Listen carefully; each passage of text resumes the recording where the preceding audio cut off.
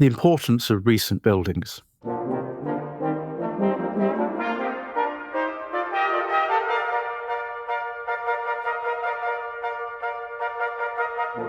Hello, I'm Richard Harwood, a barrister at 39 Essex Chambers. And I'm Clarissa Levi, Art and Heritage Counsel at Wedlake Bell. And we're delighted to have with us Catherine Croft, who is Director of the 20th Century Society. Now, heritage, particularly architectural interest, is not necessarily old. And what we want to talk about today are some of the more recent buildings and how we look at their significance. So, Catherine, welcome and thank you for joining us. Thank you for inviting me. Now, one very recent case which has been looked at with the 20th Century Society is Southwark Underground Station on the Jubilee Line. Do you want to tell us what's happened there? Well, I'm delighted that it's just been listed, so added to the list of buildings of architectural and historic interest by DCMS, who have not been listing very much at the recent months. And it's an amazing building and one that we've been waiting for a result on for ages. It's actually 9 years ago since we first put it in for listing. And it is relatively recent. It opened to the public first 25 years ago. Yes, and I actually recall sort of advising 20th Century Society, I think in 2017, on some of the legal issues relating to a listing. What makes it so special as a building?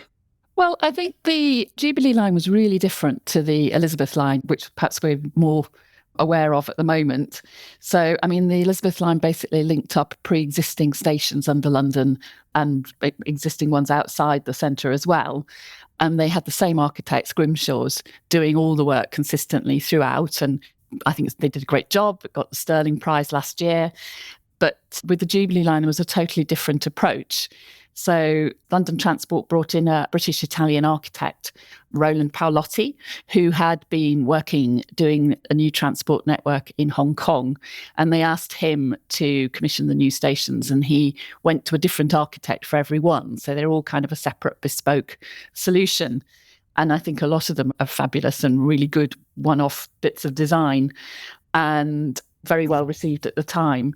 Southwark in particular, I think it's by Richard McCormack. It's a kind of real riff on lots of other architectural sources, so that the ticket hall at the ground floor level is a bit like a Charles Holden station from the interwar period, like sort of the circular Arnos Grove, for instance. And then you go downstairs and there's a fabulous hallway with a subterranean skylit artwork by an artist called Alexandra Belashenko, sort of geometric blue glass wall. And it's just really that sort of sequence of very different spaces that leads you down from the street to the platform or vice versa, making it a sort of joyful range of architectural experiences, I think. It's not a mundane station.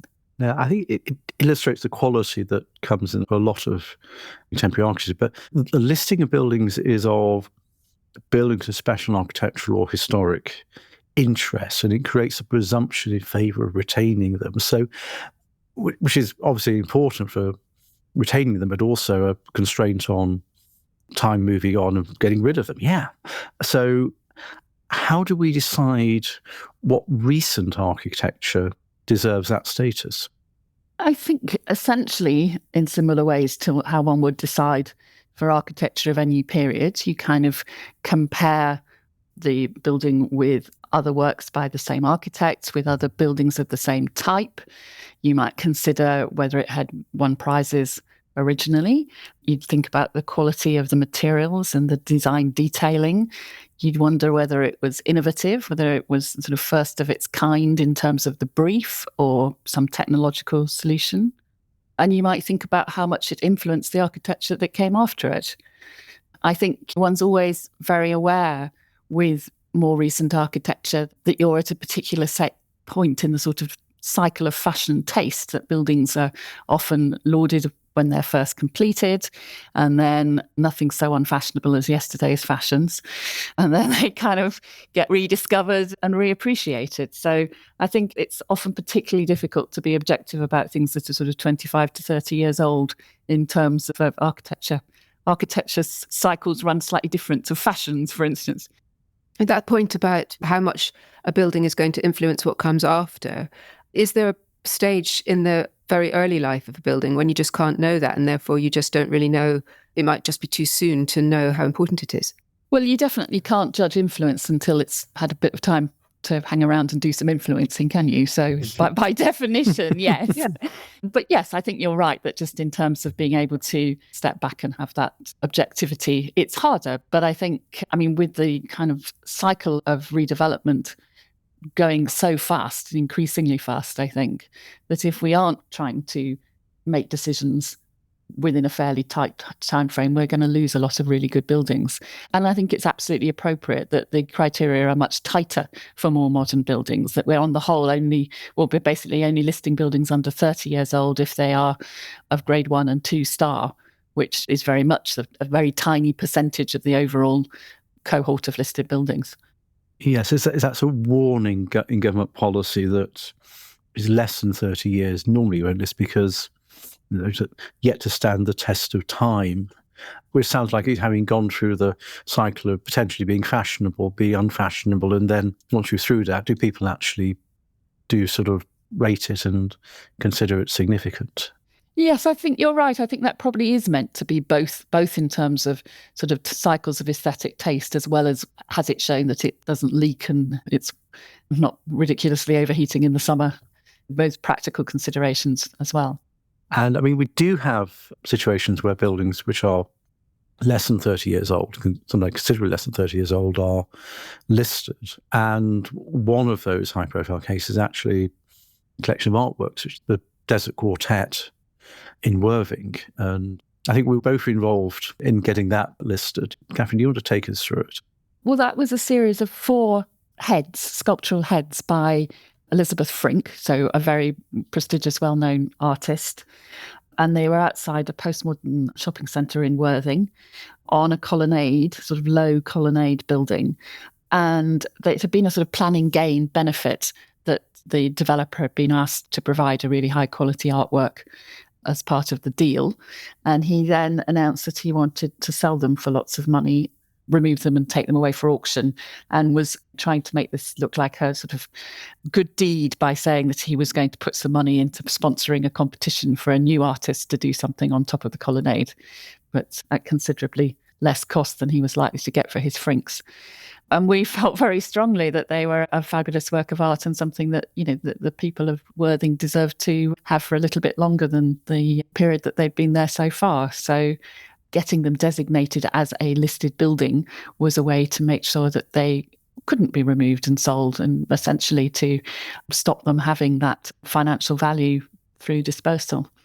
Yeah, I think it was less than 20 years from the start of the construction to when they were listed, and they are still very much there. And I think if people do go to Worthing, do look them up, not far from the seafront. Yeah. And quite a lot of it was about sort of showing that the artist is specifically, there was a lot of discussion about to what extent they were site-specific, because Frink does a lot of heads, but she had been, in this case, consulted as to what version of her head series was most appropriate for this place and how they should be installed. And we felt they were very much something that was rooted in that place. So the heads were listed as buildings in their own right?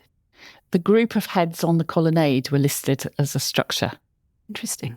So this building goes all the way down to the pavement, but doesn't include the shopping centre that they sort of back onto. One of the other cases we've both been involved with is number One Poultry, which is, in heritage terms, possibly one of the most contentious sites over the last 40 years or so. And take us through what's happened there. Oh gosh, so it's a huge long-running saga of a number One Poultry. So it was the Mappin and Webb building, so a very elaborate Victorian building kind of on the prow of the group of roads that come together at the Bank in the centre of the City of London. And the site was kind of put together by Peter Palumbo, Lord Palumbo, and he wanted to redevelop. And his initial idea was that he was an enormous admirer of Mies van der Rohe. He owned Mrs. Farnsworth House outside Chicago, I think, at that point. And he had this big ambition to build a masterpiece by Mies in Britain. So there was a huge outcry against the demolition of the Mappin and Webb building, and the Mies scheme was defeated. And he then came back with a new scheme by James Stirling. at the point when James Stirling was just switching from being a sort of high-tech architect to being a postmodernist. And he came up with a building that Prince Charles, as he was then described as looking like a 1930s radio set.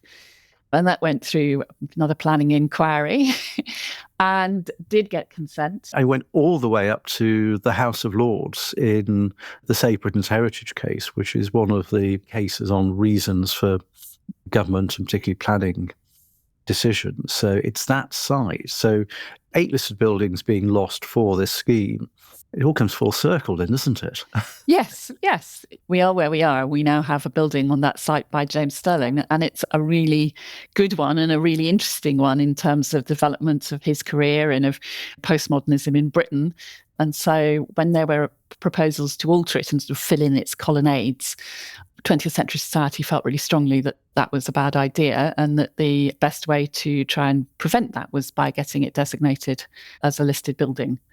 And it being under 30 years old, that meant that we had to convince DCMS that it was grade 1 or 2 star quality and that it was seriously threatened. So we put together, I think, a very good case about its architectural merits, but we were told that the government wasn't convinced that the threat was sufficiently major to its architectural and historic interest, and they therefore weren't going to take the judgment forward and were going to leave it with no protection.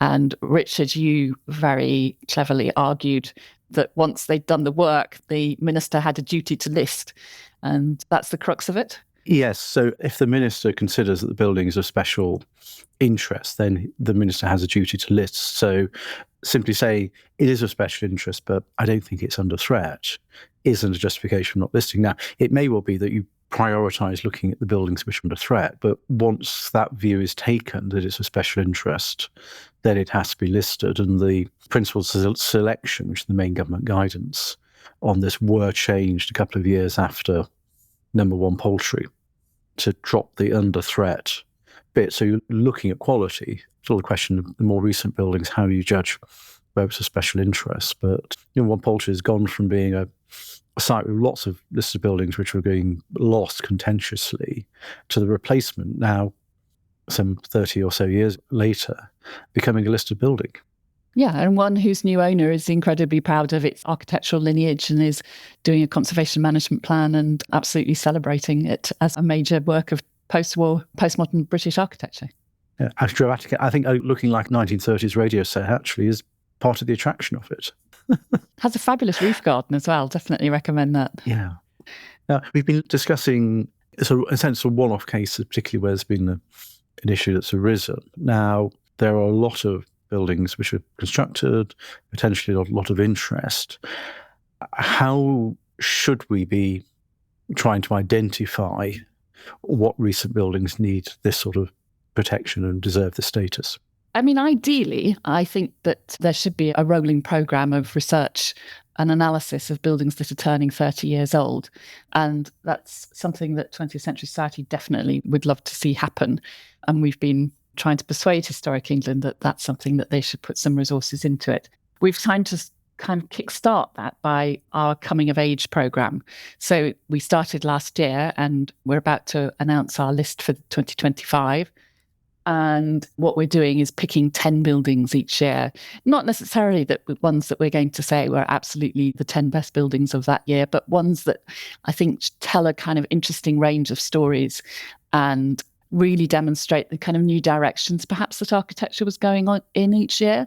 So looking at some of the buildings that were being constructed in the run-up to the millennium, thinking about what the sort of particular social pressures and economic pressures were that were leading to different building types coming to the fore each year. Yeah, and it's reflecting a sort of a series of stories. But just before we come on to some of the types of examples, in terms of recent buildings, we're talking about buildings usually identifiable architects, some of whom may still be practicing 30 years after a particular building, or certainly very much around on the scene and so on. What do architects generally take about whether or not their building should be listed? I think there's quite a range of views, and I think it's changing.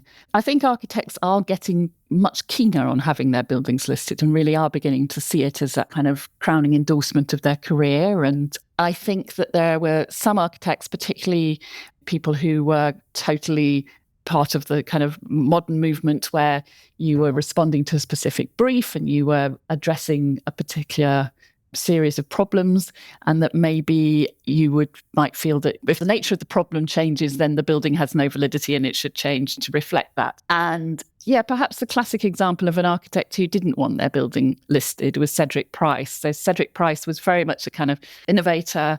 He was very famous for a project called the Fun Palace, which was sort of university on rails with a sort of flexible geodesic dome. And he didn't ever manage to build that, but he did build something called the Interaction Centre in Kentish Town. And it was all about kind of plug-in elements. And the idea of inherent flexibility was absolutely core to it. And he really vociferously fought against having that listed. I remember Richard Rogers being not keen on having the Lloyd's building listed when that was first suggested. But I think on the whole, architects are beginning to see, I don't know, I mean, I think partly the whole retrofit agenda and environmental awareness and architects realising that buildings do need to have a longer life and that listing can be part of ensuring that that process is managed carefully, and that what they were trying to do is properly and fully understood by whoever comes to do the work later, means that people are both more interested in listing and more positive about having their work listed. And lots of architects are absolutely delighted. There have been a couple of instances of people that we've championed their buildings long after they've retired and they've been kind of rejuvenated by the experience. I think there's a lovely guy called Mervyn Seal who did sort of butterfly roofed houses on the coast around Torquay in Devon. And he'd gone out of business, I think, in the early 80s. And we tracked him down when one of those was up for demolition. And I found someone with that name who was running a local model railway club. And I rang the number and I got his wife and she said, "Oh, architecture. I thought we'd heard the last of that." But we got it listed and it transpired, had a whole body of work and it's all really interesting. And we're now doing a book on him. And I think it's been a nice story. I think he felt going bust had left a slightly bitter taste in his mouth and now he sees his work appreciated again. I mean, a lot of the attention is on some of the cases we discussed, the big projects and the infrastructure projects and so on. But in terms of perhaps the less glamorous but still important projects, are those sort of schemes which have been coming forward in the last 20, 30, 40 years of importance? Yeah, I mean, I think it's often those sort of second tier of buildings that are the hardest to evaluate and to identify. And for instance, with the work that Historic England have done so far on postmodernism, the first postmodern buildings that have been listed have all been by basically famous name architects and on the whole for quite high-end clients. And actually, postmodernism is very much a style of the out-of-town shopping centre and fairly more run-of-the-mill corporate architecture. And I think it's much harder, really, to identify really good examples of those. I mean, and just also the sheer number of possible candidates is a much bigger spread. So to actually get your head round evaluating all of them is a much bigger task. Are there good examples of social housing and which we should be thinking about? Well, I mean, I think Britain was really at the forefront in the 1990s in assessing the heritage of post-war housing. And we listed the Alexandra Road estate in Camden, which was by Neve Brown, who was an architect working within the local authority. There were also a number of private architects that the local authority brought in to work on other estates. And Alexandra Road was listed at Grade 2 star when I think it was about sort of 15, 16 years old. And was this a high rise?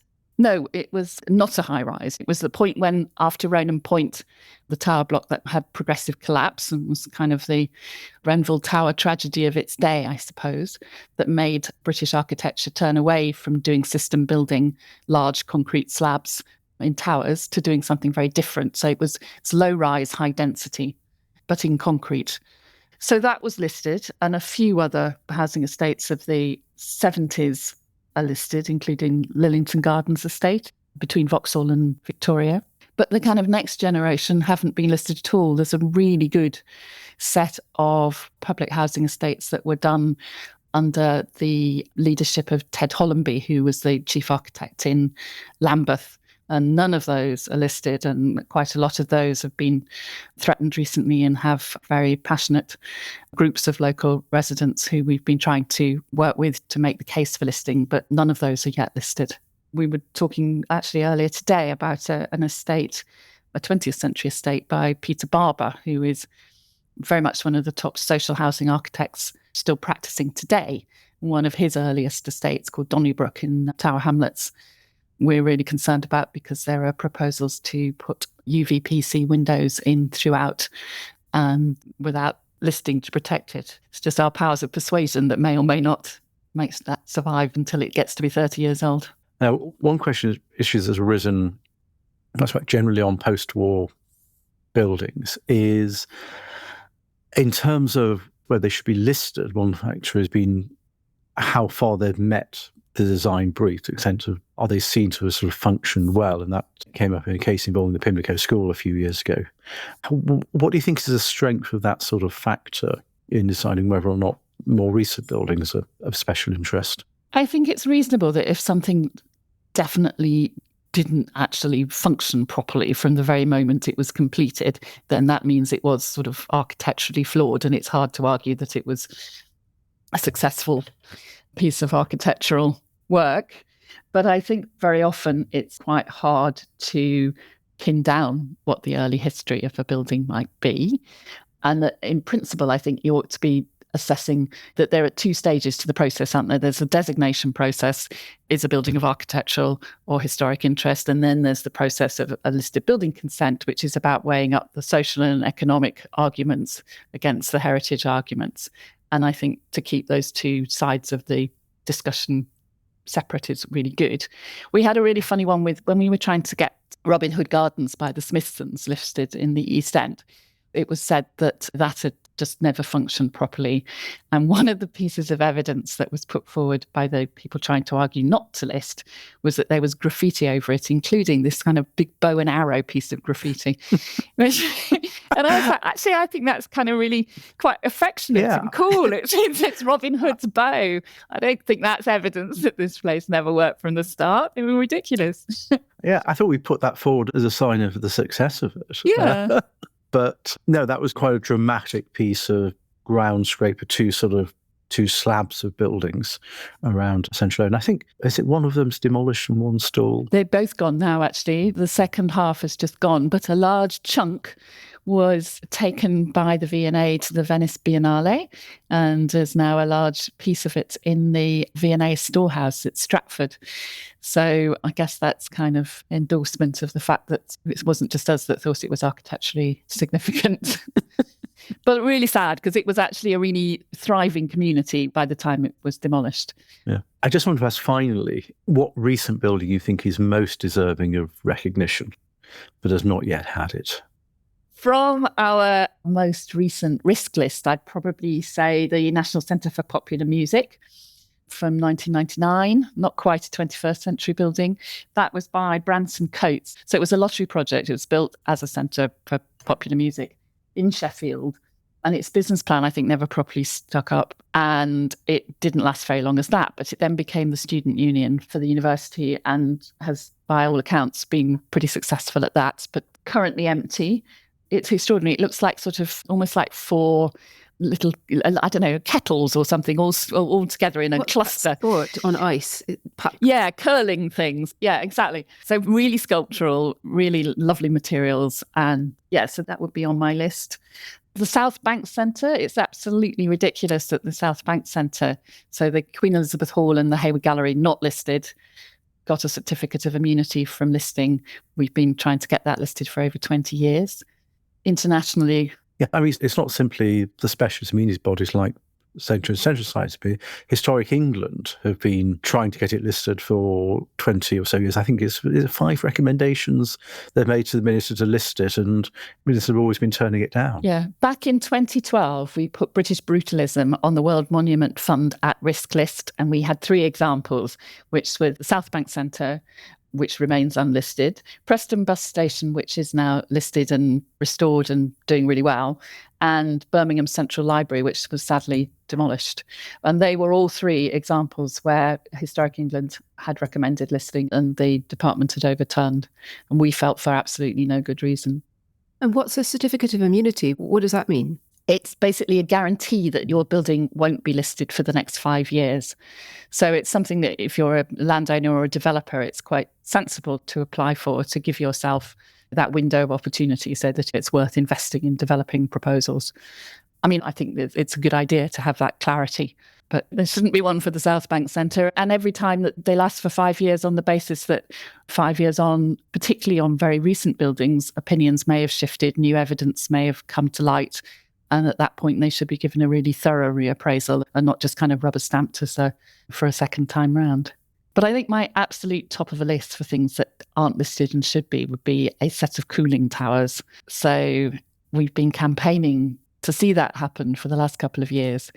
I think it's been really lovely. I mean, usually when we campaign for something big, concrete, and what we feel is kind of pushing the boundaries of heritage, I expect at least 50% of the people I talk to go, oh, you must be joking, or, what a concrete monstrosity, you can't be serious. But absolutely everyone, I think, I've talked to about cooling towers looks all sort of wistful and says, oh, yes, I remember the ones at Radcliffe on, looking out of the window as I drove to see my grandma. And I think there's an enormous sense of nostalgia and the idea that they are very much the kind of both part of the English landscape and part of the kind of history of our post-war discovery of technology, part of our interaction with the carboniferous fuel industry, telling lots and lots of stories and just incredibly impressive and really quite sublime structures. It's that sense of buildings being an expression of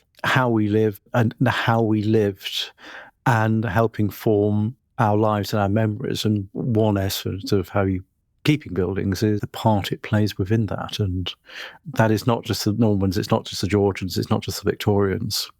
It is coming almost bang up to date. Yeah, and I think it's also feeling that's a structure we'd never build again today. It's that sense of wonder, perhaps.